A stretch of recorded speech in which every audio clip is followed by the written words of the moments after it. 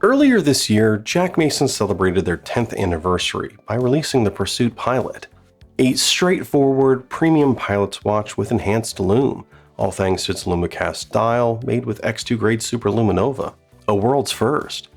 And back then, they actually released two different versions of it. The one I reviewed was a special limited edition for their anniversary made out of titanium, but there was also a regular non-limited version made out of steel. And now they're back with a third Pro version. And if you look at it, you'll notice it's a bit different. Now, despite what you might be thinking, they didn't just slap a bezel on this one and call it a day, or call it Pro. But rather, this one is an almost entirely new, beefier, larger version. Slightly larger. And their goal for this one is to be the ultimate tool watch in their collection. Just a premium watch built for anything. And in the end, I think it kind of comes off as this FXD meets IWC meets Sinn. And hopefully by the end of this review, you'll kind of understand what I mean by that. But before we get to that, one quick disclaimer, and that this is a prototype that was lent into the channel. Now, as far as I know, there's not going to be any changes when they get to the production model, but again, that's as far as I know. And again, this is also a prototype, so it's not a brand new production unit. So if you notice a scratch or a speck of dust somewhere, that's why. But that said, let's get to it, and I think the first thing to really talk about here is what hasn't changed in this Pro version. Plus, for those of you that never actually saw the original review, there's some information there that you might need to know as well. Like, for instance, the design itself. The Pursit Pilot that was released earlier was actually a refresh or a reintroduction of one of the very first watches Jack Mason ever made. And that was a pilot's watch which was inspired by the IWC Mark 16. Now, while there are some changes to this Pro model, for the most part it stays true to that original design. Which does include a straightforward, beautifully finished case. It's mostly brushed with just a thin polished chamfer to bring everything to life. And like the original, a scratch-resistant coating has been applied to it to help keep it looking new. It also shares an enhanced anti-magnetic protection, which I'm assuming is coming from some sort of iron cage surrounding the movement. And that movement is still a dateless LJP G101. And if you haven't heard of this movement by now, or the G100, you really should have. As it's basically a Swiss-made super version of a 9015. One that comes with both a higher beat rate and an extended 68-hour power reserve. Usually with watches in this price range, you kind of get one or the other, but not usually both. Then Jack Mason takes things a step further and also has these regulated to be within 5 seconds a day. Basically, cost levels of accuracy. And from the watches I've seen from them, they are achieving that. Then, while the movement may be Swiss, all their watches are assembled in the USA, I think out of a facility in Ohio. Now, those of you outside the US may not care about that, but those of us in, I think, like to see that. And these days, with all the tariffs, it's important to also note that, as they are shipping from the US. And last, but certainly not least, let's not forget the Lumicast type of dial on these, which was one of the things I really loved about the original. Now, if you're not familiar with a Lumicast type dial, it's that instead of creating, say, a metal frame and then filling it with paint, or directly printing the numerals and the indices on the dial, which is what most pilots' watches do, here in a Lumicast setup, some of the aspects of the dial are actually 3D printed with a luminous polymer, and then those little blocks of lume are then directly applied to the dial.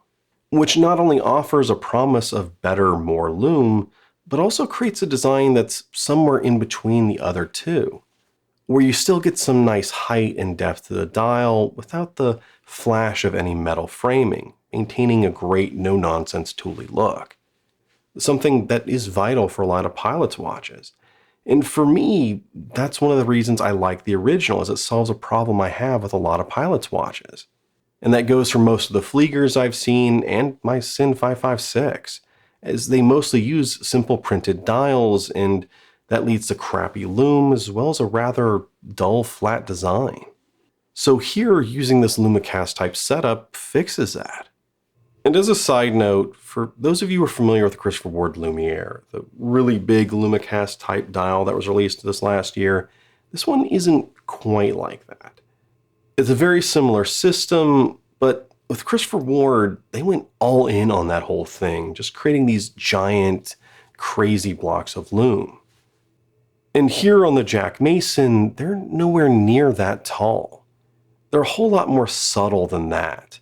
And while I personally like the Lumiere, I have seen arguments that on the Lumiere, it kind of went a little bit on the gimmicky side of things.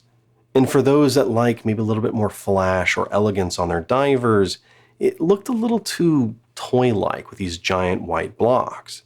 So if that was kind of your concern in the Lumiere, you won't really have that here. This is more of a nice middle ground, where I think it's clear that Jack Mason used this technique to enhance the design, but still maintain kind of the same feel of a normal pilot's watch. And enhance it they did. Now again, they're not crazy tall, but you still kind of get that cool 3D loom effect. Because remember, these are 3D printed blocks and you get loom from all sides. And you can also see that the loom has a great longevity, and especially compared to my 556, which is right next to it. That is gone in the blink of an eye. But here you can see that the Jack Mason is easily able to outlast a standard Seiko diver. And for a pilot's watch, that's pretty good. So here you got good last you all night levels of loom. With that out of the way, let's now talk about what's changed or what's pro about it. And let me start by throwing the specs back up. First off, it is bigger, just slightly. The original Pilot is 39mm, and this Pro version is 40mm with a 47mm lug-to-lug. Then, on top of that, you also have this bezel, and I'll talk a little bit more about the bezel design in a minute. But the bezel itself is 42mm, so there's about 1mm extra width on either side just beyond the case.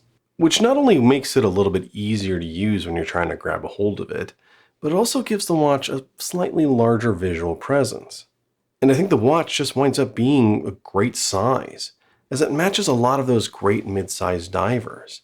And I think when I first saw this on my 7¼ inch wrists, I thought it was just about the perfect size to bring everything front and center.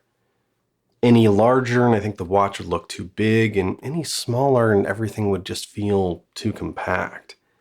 Because as it is, everything here is very easy to read, including the bezel. And I think it looks great with a ton of presence. And remember, at the same time here, it's only 40mm right at the wrist. So it looks bigger, but actually feels a little smaller on the wrist. And after wearing this for a few days, including taking it to a Rangers game, I can tell you it's really comfortable.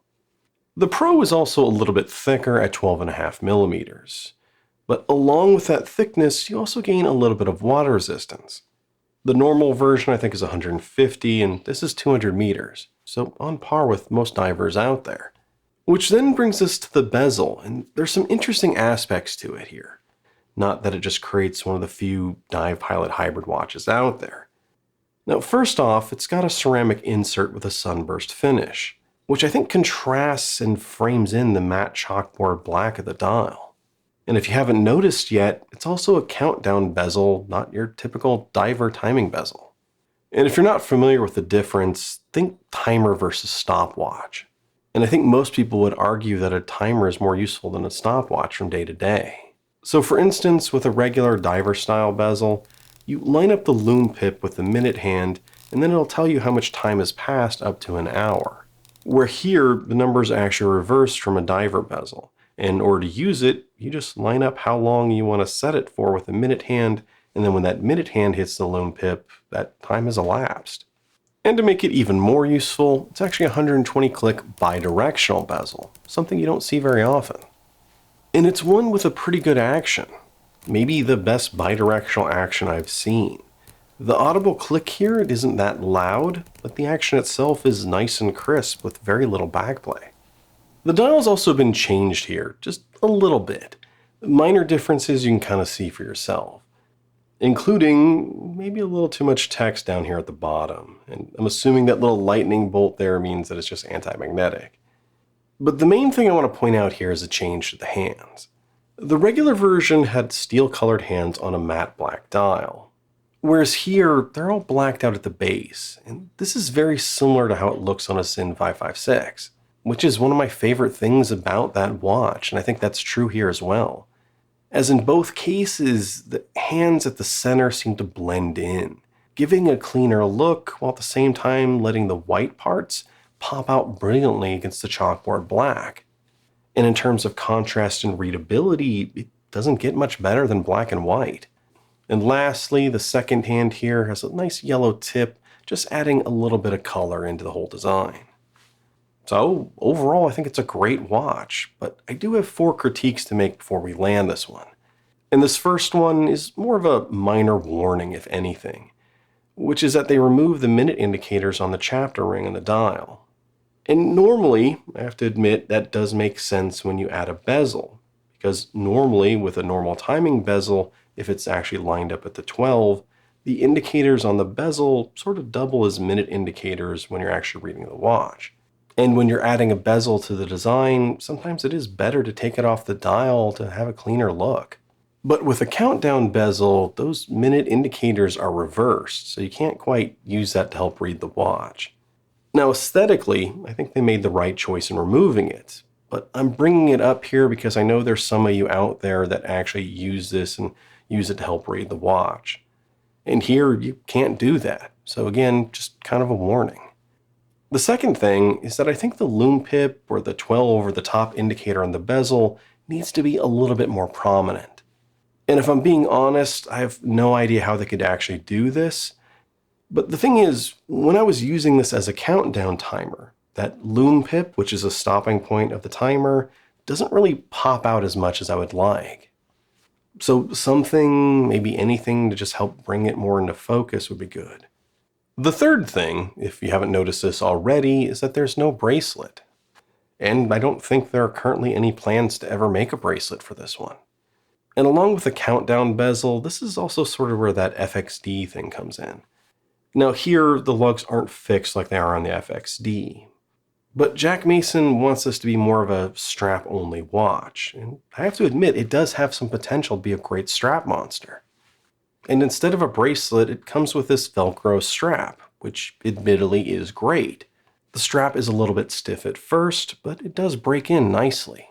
There's also nice hardware, and it does have quick release built into it. But that's also where my last critique kind of comes in here, and that's price. MSRP will be $13.99 when this thing launches. And given everything that's been going on this last year or so, just like with their other watches, I think it's a pretty reasonable price. As it is a nice premium watch with a great finish and a great movement. In fact, if I can get one of these back later on, or maybe just borrow one of the regular Pilot versions, I'd love to do a comparison video between that and my 556. Just because a lot of people consider the 556 to be one of the best premium Pilot's watches around, and I'd love to show you how this thing compares directly. But that might be a video for another day. And the main reason I'm bringing it up here is because that price, without the bracelet, might confuse some people, as it is the exact same price as the regular version with a bracelet. Now, like I said, while this does look the same and it's kind of in the same family, it is a different watch with different specs. So you can't really do an apples to apples comparison between the two. But I still think kind of when looking at the website and seeing the different prices of the different watches, it is going to confuse some people as you'd almost expect more of a difference. Bottom line here, and if you can't tell, I'm kind of losing my voice. Allergies been kicking my ass lately. But bottom line here is that this is a great watch. It's a no-nonsense premium tool watch built for anything. It's got a nice presence, it's easy to read with that black and white color scheme, while still having an interesting and engaging design. I like the original Pursit Pilot, but the thing is I wasn't that into it because these days I'm not really into Pilot's watches as much. Yet this one I really do like. And I think a lot of it has to do with this just being a dive Pilot hybrid. For whatever reason, ever since I heard about the original Seiko Spork, I've kind of had a thing for them. In fact, if you didn't notice, I'm actually wearing another one right now, which is the Notice Sector 2 Pilot. Like I said, I kind of have a thing for them, and I just love the idea behind them, as it's something that gives you all the capabilities of a diver with the easier to read dial of a military watch, and it creates a dive watch that looks a little bit different than every other diver out there. And I have to say, this Pursit Pilot Pro is easily the best one I've seen. because it seems to take a lot of what I love about my Sinn 556, kind of leaves out the bits I don't, and just honestly makes it better.